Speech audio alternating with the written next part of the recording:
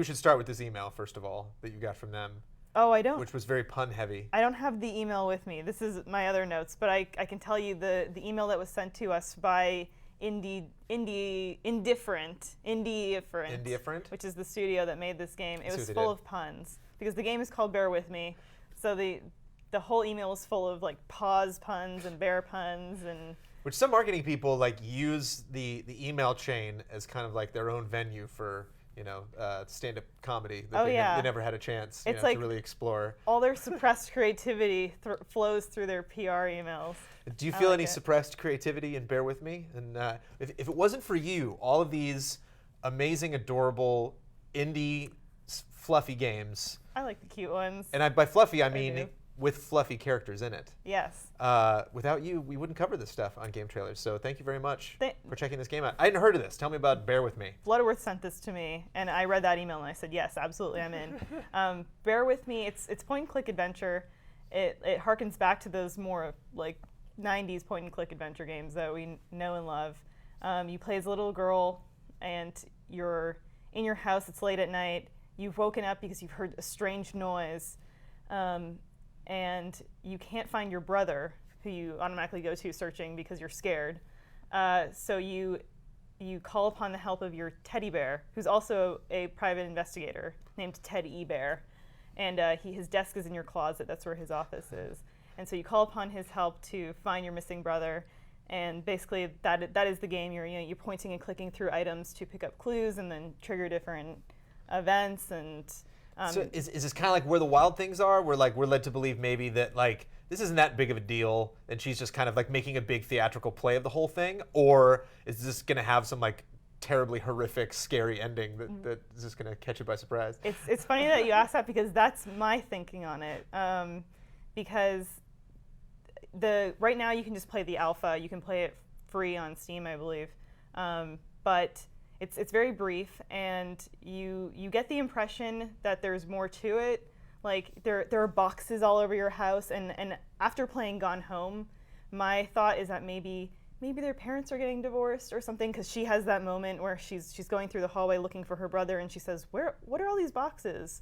Like maybe he went off to school, and it's at the end she realizes and she has this moment. But you finished it. You said it's not very long. No, but it's just a demo. Like so far, it's not the full game. It's just a little slice of it. Yeah. Oh, okay. But also there's a character, a villain that's following you around as you're making your way through the house and solving these puzzles that the developer refers to as Red, because it's a red. The game is in black and white, but it's a red shadow that is cast on the wall. And at one point in the game, I believe you can control Red. So, which makes me think that maybe it could actually be a real villain. Okay. But yeah, I guess we'll have to see. It's a very brief demo, and I really feel like it doesn't show what the full potential of this game will be. What is that? What are you hoping that this game's going to be?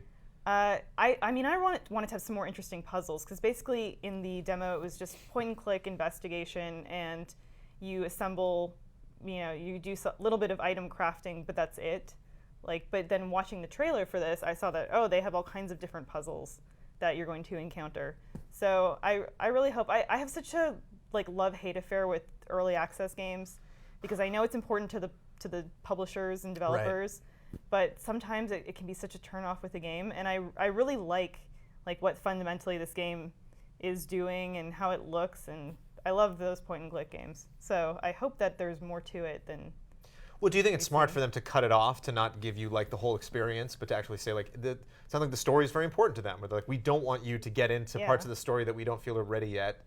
You can understand the game if you play this little slice, and that's what you're going to get until the game finally comes out. So do you think they did a good job with early access? They did. I had some problems with the game just being buggy. You first walk into your closet to go get your teddy bear and have him help you. And I had to reinstall the game a few times because I would walk in there and the teddy bear wouldn't be there. He wouldn't be in the closet, though he's supposed to be.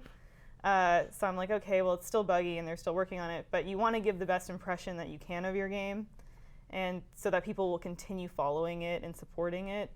And I think they did, and a lot of people are still interested in it. But it just kind of ties into my overall feelings about early access, because as somebody in games media, I really don't want to just give up on games that are still a work in progress. Like I hope that we all kind of have that like thought where we're, you know, still considerate of that. And I don't know how you feel about it. Well, I feel it's ironic to have a game called Bear With Me that hits early access. You know, it's like there's humor there. We have to recognize that at the very least.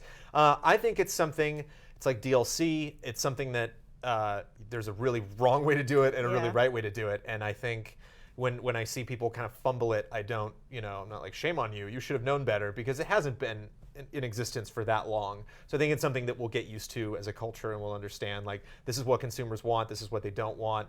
If we're stuck in a position where we have to do it the messy way, then we know we're doing that ahead of time, and we can be honest about it. But I think communication's a big deal. I think it's really important to have, because I like trailers. I don't know if you know that, but one of the things, you can do too many trailers. You can have too many announcements, so it's like, I don't even know what's exciting about your game anymore. So it's rough when you really have that one announcement. Like today, I found out that what Bear With Me is today. I will always remember today is the day when I saw the first gameplay of this game and realized, like, oh, that's what that game is.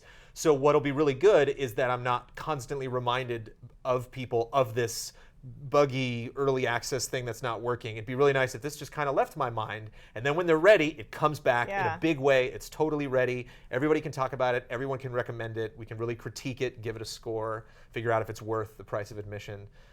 So yeah, if you use your early access to kind of try to be in everyone's mind, they're just going to think of your game as this buggy early access thing. Yeah, and that's how I sort of feel. But you're right, communication is important, like keeping your early access supporters updated and be like, okay, well, we fixed this bug, we fixed this patch, here's what's new, we have the beta out. Like, that's really important. And I agree with you. I hate when it's like there's a new trailer for something like Far Cry 4 and Borderlands pre-sequel just Assassin's Creed as well. Like we do the podcast every week, and I'll look at like all the week's trailers, and it's like if there's more than one trailer in a week for the same game, like that's I think that's a little bit much. Yeah. So yeah, it's just a question of how you communicate that. How long do you think the game's going to be? How much have we not discovered in this demo? I'm not sure. I hope it's at least like a 2-hour-ish kind of game. I guess like once we see price and everything, that will tie into it. And have they done anything else, the team behind this? Are you familiar with them? Or actually, I'm not too sure. Was it just the bear? Was it the bear? It was the bear that got me. It was the pun email. This game's part of the Square Enix collective. Okay. Which I don't know if you've heard of this, but it seems pretty cool. Square Enix does this thing where they just promote different indie games, and they help them with their crowdfunding and stuff like that. So this game was put out there by Square Enix, and then had a really overwhelming response. Square's kind of getting known for that, for like, oh, we'll just pick this game back up, and there we go. Or you know, give this game a little nudge if we didn't make this, but we're going to support it, and if we make money on it, great. Yeah, it's a great strategy for them, right? Well, thank you so much. I wouldn't know anything about Bear With Me. Thanks for having me. So is there a schedule, or when are you going to get? When are you getting back to Bear With Me? Are you is your media blackout? I kind of don't want to see anything else. Because I would definitely play this game in its entirety, but I'm not sure that they've even kind of said when it will release. Is it actually spooky? Is it a good stream game? Would Kyle Bossman be scared playing this game? Maybe. There's some startling scares, like a shadow flashes on a wall that you're not expecting kind of thing. But yeah, Kyle would probably be scared. Good, as long as it scares Kyle. That's all that matters.